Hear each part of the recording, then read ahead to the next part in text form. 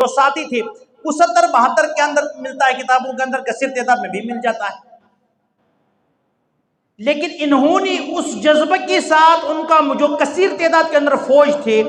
اس جذبے کے ساتھ ان کا مقابلہ کیا کہ بڑے سے بڑے لشکر بھی نہیں کر سکتے تھے۔ لیکن آخر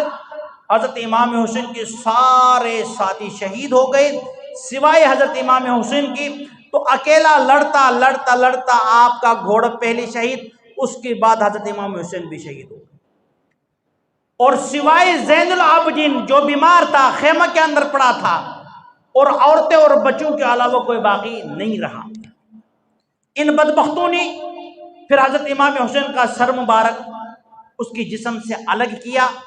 اور فخر کے طور پہ، انعام کے طور پہ یزید کے پاس بھیج دیا، شمر ساتھ اپنے قافلے کے ساتھ گیا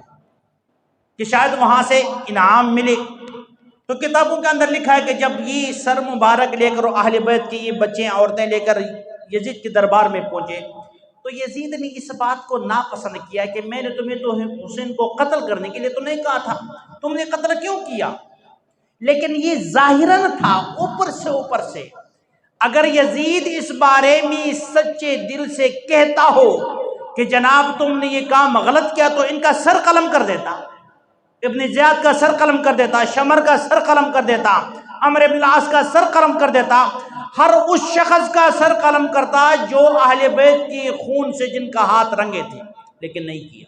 اس سے معلوم یہ ہوتا ہے کہ یزید نے جو بیان دیا یہ ہوتے سمجھو سیاسی بیان تھا، لیکن جس مقصد کے لیے یزید نے اہل بیت کا خون بہایا تھا،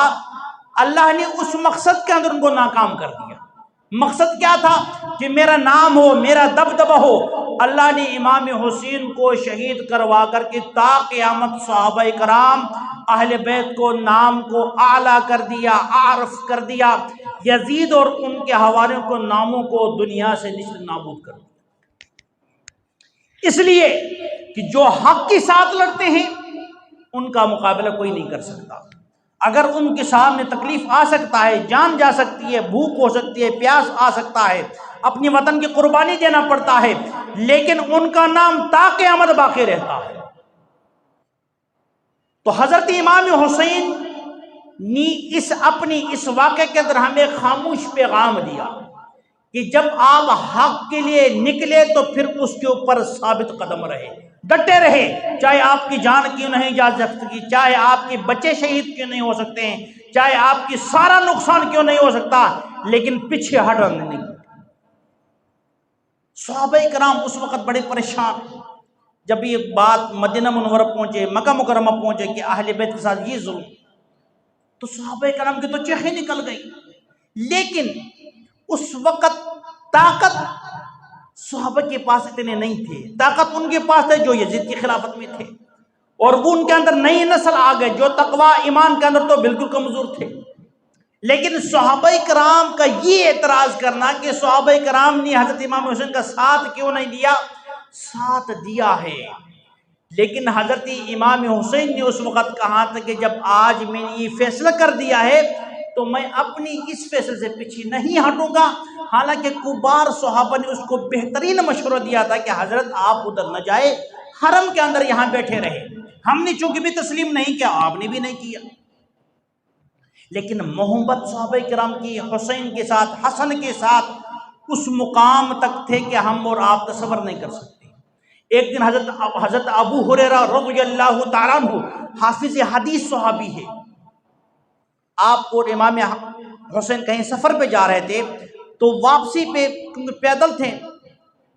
گرد و غبار کی وجہ سے آپ کی جوتیوں کے اوپر مٹی پڑ گئے تھے، تو حضرت ابو ہریرہ رضی اللہ تعالیٰ عنہ نے جو چادر صافہ اپنے کندھوں پر ڈالتے تھے، انہوں نے وہ جوتیاں صاف کرنا شروع کر دی۔ تو حضرت امام حسین کی چیخیں نکل، کہا کہ حضرت آپ تو میرے نانا کے ساتھی ہو، آپ میری جوتے، کہا کہ حسن حسین میں نے آپ کی نانا سے یہ بات سنا ہے کہ میں ان سے محبت کرتا ہوں، یا اللہ تو بھی ان سے محبت کر،